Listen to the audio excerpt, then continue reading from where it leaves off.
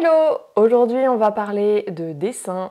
J'ai commencé à prendre des cours de dessin avec un artiste peintre près de chez moi parce que si vous me suivez depuis quelques temps déjà, vous savez que je fais quelques petites illustrations, que j'ai commencé à dessiner par moi-même il y a quelques années et clairement je fais plein d'erreurs et je vois que mes dessins ne sont pas forcément bien proportionnés, qu'il y a des défauts de perspective, de proportion, enfin voilà, de plein de choses et je ne sais pas forcément comment corriger mes erreurs. Du coup, prendre des cours me semblait être judicieux pour pouvoir mieux apprendre et ne pas apprendre en restant sur des erreurs. Voilà, du coup il m'a donné quelques petits exercices à faire pour m'entraîner entre deux cours et c'est ce qu'on va faire aujourd'hui ensemble. Je me suis dit que ça pouvait être pertinent de parler de ça sur cette chaîne parce que j'aime bien parler de plein de choses et de créativité et de création de manière très large et du coup le dessin fait partie de plus en plus de mon activité. Donc voilà, je me suis dit que j'allais vous donner quelques petits conseils pour débuter si vous aussi vous avez envie de débuter le dessin, que ça vous intéresse, que vous y pensez, ou alors que vous n'y pensez pas parce que vous pensez que ce n'est pas pour vous, eh bien sachez que tout peut s'apprendre et qu'il suffit de commencer à un moment donné pour pouvoir ensuite s'améliorer et faire ce qu'on a envie de faire. Voilà, et bien écoutez, on passe tout de suite sur le sujet en question. Actuellement, j'ai pris seulement 2 cours de dessin et là, je vais faire mon 3e cette semaine. Et pour l'instant, j'en suis vraiment sur la base de la base, c'est-à-dire que je reprends les volumes, j'essaie de construire la lumière et les ombres autour, avec des sphères, des cubes, ce genre de choses. Et là, on commence à passer sur des natures mortes avec des vases, ce genre de trucs. Et là, il m'a dit, Mélanie, tu vas travailler sur du papier craft. Donc le papier craft, c'est comme ceci, c'est du papier brun. Tu vas venir dessiner ceci. Donc je vais utiliser du fusain, ça permet de créer les ombres, les formes et tout. Et après, sur du craft, pour pouvoir faire les parties claires, on peut venir utiliser de la craie blanche qui permet de vraiment avoir différentes sortes de teintes en fait sur le dessin. Ça peut être plus intéressant que travailler sur du papier blanc. Donc on va faire ça ensemble et en même temps je vais essayer de vous donner des petits conseils de dessin, du moins des choses que à mon niveau je peux vous donner et ce sont des choses que j'ai apprises ces dernières années et qui je pense sont essentielles quand on veut débuter en dessin. Allez, et on y va.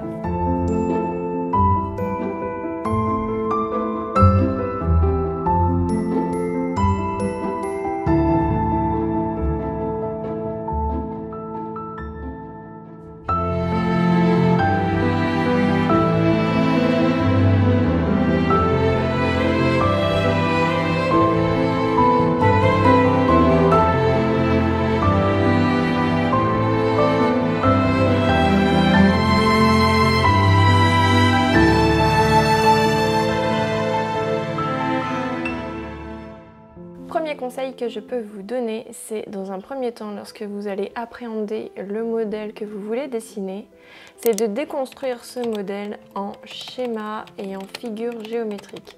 C'est-à-dire que dans vos dessins, dans votre modèle, vous allez trouver à certains endroits des cercles, des carrés, des rectangles, des cônes, enfin voilà, des triangles. Il faut que vous déconstruisiez votre modèle en schéma géométrique. Et ça va vous aider à construire la structure de votre dessin. Du coup, ça demande, et ça c'est le deuxième conseil, de faire preuve de beaucoup d'observation. Le dessin, je pense que c'est clairement 50% d'observation et 50% d'entraînement. Donc vraiment, observez au maximum le modèle que vous voulez reproduire, comment il est agencé, comment il est structuré, où sont placées, d'où vient la lumière, où sont les ombres, ou quelles sont les formes que vous trouvez dans ce modèle. Enfin voilà, déconstruisez vraiment, observez au maximum dans quel angle sont les traits, enfin voilà. C'est hyper important. Et même je vous conseille d'observer, au-delà de quand vous allez dessiner, je vous conseille d'observer vraiment, d'apprendre à observer dans votre quotidien, dans votre vie quotidienne, tout ce qui vous entoure. Et Si vous voulez développer votre pratique du dessin, en fait, vous allez être amené à beaucoup dessiner et à dessiner tout et n'importe quoi. C'est la meilleure manière de s'entraîner et de réussir à se créer des schémas dans la tête, des automatismes en fait. Il faut vraiment les dessiner pour que le cerveau l'intègre, mais il faut aussi vraiment l'observer.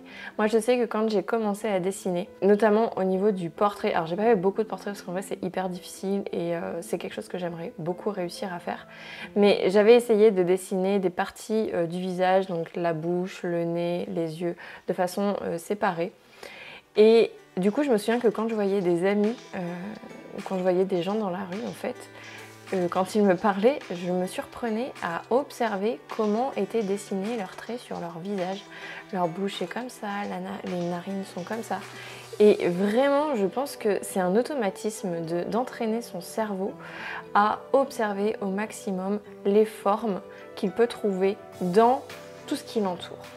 Voilà, c'est, je pense, primordial de savoir observer quand on veut dessiner.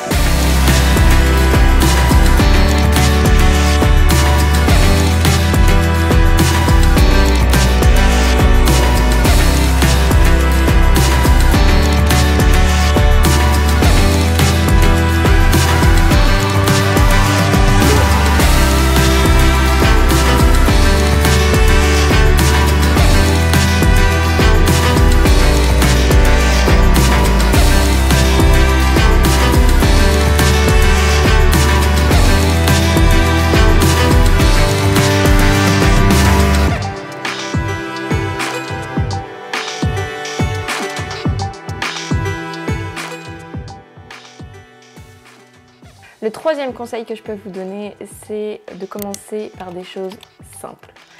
Évidemment, quand vous commencez le dessin, ça va être très compliqué déjà de base de dessiner des choses simples.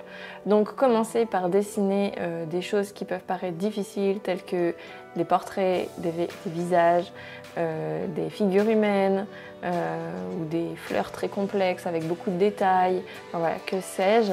Ça va être éprouvant, fatigant et démotivant au final parce qu'en réalité, on ne va pas vraiment y arriver. Du coup, c'est pas très fun au départ de commencer le dessin et c'est pour ça que je pense qu'on a du mal à s'y mettre. C'est qu'il faut commencer par dessiner des formes, des choses simples qu'on n'a vraiment pas forcément envie de dessiner, c'est-à-dire des natures mortes, des vases, des fruits, enfin voilà. Des choses qui présentent une certaine régularité dans les formes, mais qui nous permettent quand même d'appréhender la question de la lumière, des ombres, etc. En débutant le dessin, les premières choses que nous font dessiner souvent les profs de dessin, c'est des natures mortes. Ce sont des natures mortes parce que c'est plus facile d'appréhender à la fois les formes, de schématiser le dessin comme je vous disais au départ, d'appréhender les volumes, les proportions, la lumière, les ombres, tout ça. Et voilà, donc commencez par dessiner peut-être une pomme, un vase, je sais pas, un peu de fleurs, hein. Ce que vous avez chez vous sous la main qui peut être assez facilement dessiné et qui peut vous permettre déjà de base d'acquérir les bases. Voilà. Et du coup, c'est un peu sous-jacent à tout ça, mais je pense que quand on fait de l'apprentissage comme ça, il ne faut pas faire preuve de perfectionnisme parce que clairement, on va forcément faire des erreurs de proportion, des erreurs de tonalité, d'ombre, de lumière. Et en fait, ça fait partie du processus que de faire des erreurs et que d'apprendre de ces erreurs. Donc, je pense qu'il est important de ne pas faire preuve de perfectionnisme et de s'acharner sur un dessin, mais plutôt de visualiser ça comme de l'exercice dans un premier temps. On va clairement pas se lancer dans des chefs-d'œuvre directement. On va faire de l'exercice et du coup, l'exercice, c'est vraiment de la répétition. Il faut faire. Ce qui m'amène du coup à mon quatrième conseil, ça va être de s'entraîner, s'entraîner, s'entraîner, s'entraîner, s'entraîner, s'entraîner, s'entraîner, s'entraîner, s'entraîner. Il y a, je pense, pas de secret pour réussir sur le long terme à dessiner mieux. C'est de s'entraîner, de pratiquer au maximum et du coup, pour rebondir par rapport à ce que je vous disais juste avant avec les exercices, c'est en faisant de plus en plus d'exercices, en répétant les exercices qu'on va automatiser son cerveau et que du coup on va apprendre, notre geste de la main va s'affiner, va devenir plus souple, du coup nos traits vont s'améliorer, notre œil va s'améliorer puisqu'il va être capable de déceler mieux les proportions, la perspective, etc. Et du coup on sera plus en mesure de l'appréhender sur le papier. Donc l'entraînement, en fait, il n'y a pas de secret, hein, voilà, faut prendre le temps de s'entraîner. C'est d'ailleurs mon prochain conseil, c'est de faire preuve de régularité plutôt que de faire ça une fois de temps en temps quand l'envie nous vient ou quand on peut prendre le temps de le faire. Alors évidemment ça dépend des emplois du temps de chacun, hein, mais je pense que c'est comme toute pratique, ça prend du temps, ça demande du temps de s'entraîner, ça demande de l'entraînement et si on n'y passe pas du temps, en fait on n'a pas forcément beaucoup de résultats à la fin.